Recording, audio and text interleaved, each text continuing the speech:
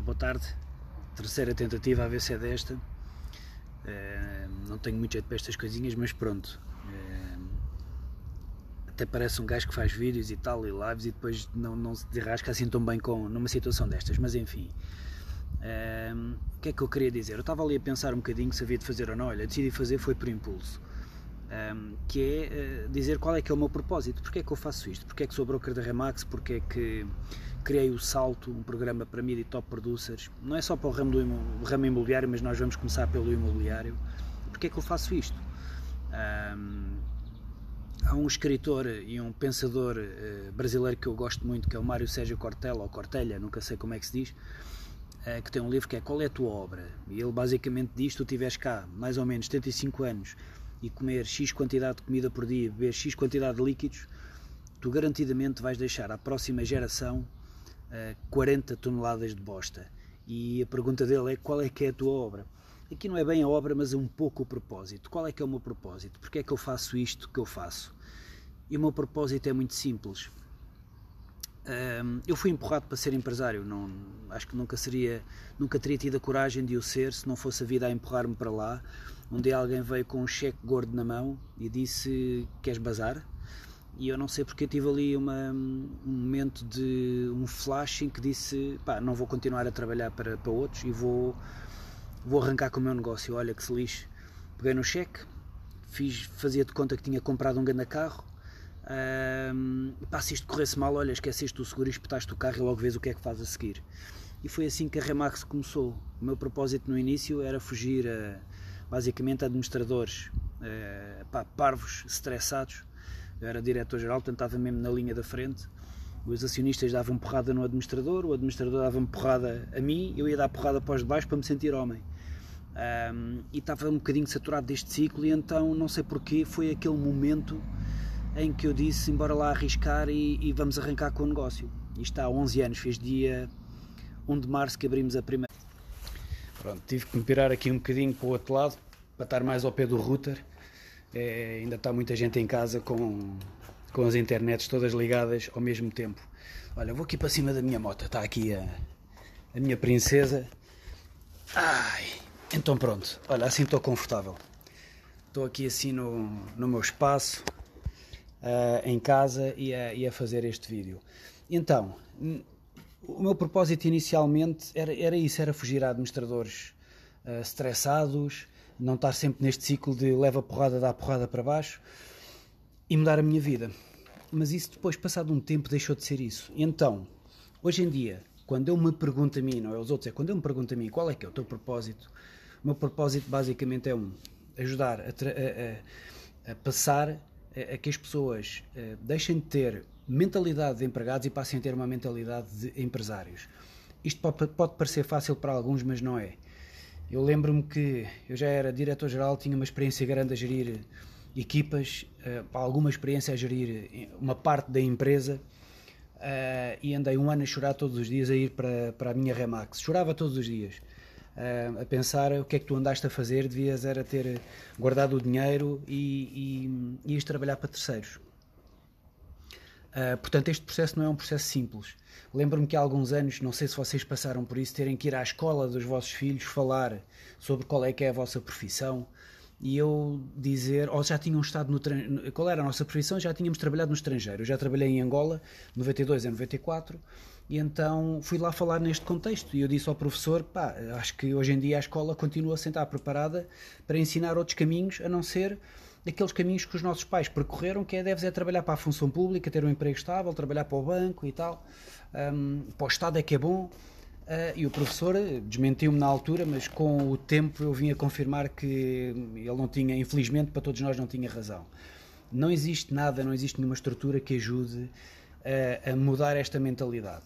Se nós quisermos chamar a isto um outro fator, que é o fator toda esta mudança tecnológica e a inteligência artificial, aquilo que se prevê que nos próximos 10 anos só a inteligência artificial, não estamos a falar agora das pandemias, vai retirar 1 milhão de empregos em Portugal.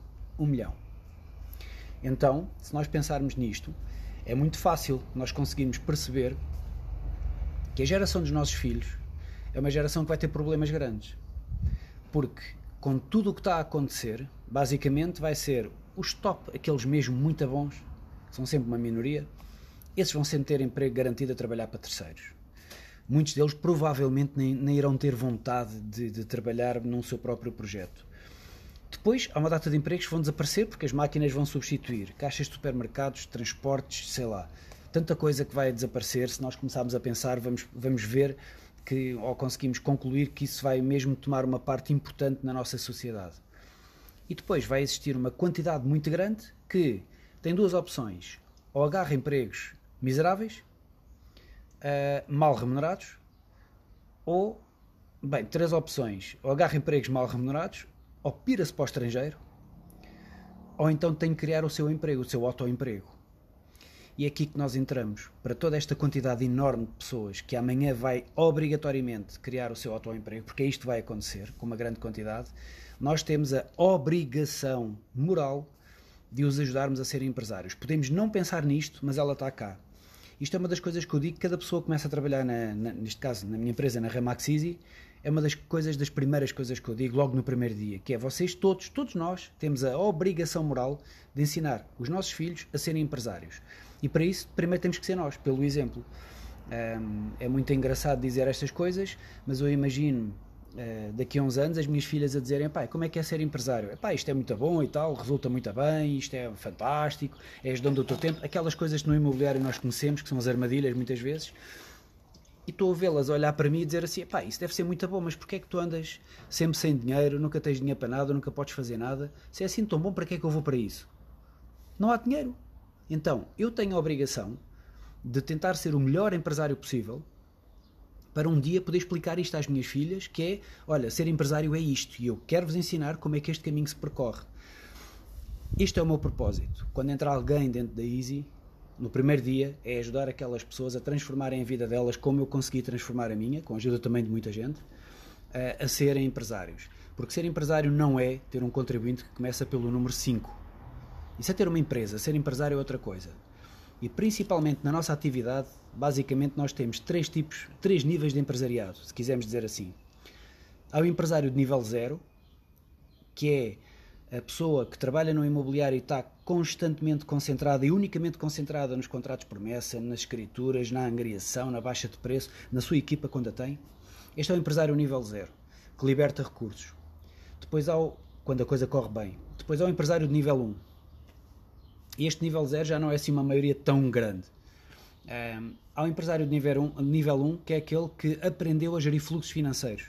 Então aqui é quase zero. Aquilo que eu me deparo no dia a dia é inacreditável. Pessoas que faturam 100, 150 mil, não sei qual é a comissão que eles têm nas agências deles e nas redes diferentes, no mínimo devem estar nos 50%. Portanto, estamos sempre a falar de 50, 70 mil, 80 mil euros de ganho para eles. E que depois, quando eu pergunto: então como é que tu fazes, como é que tu tiras o dinheiro? Eu tenho um recibo verde. É chocante ouvir isto.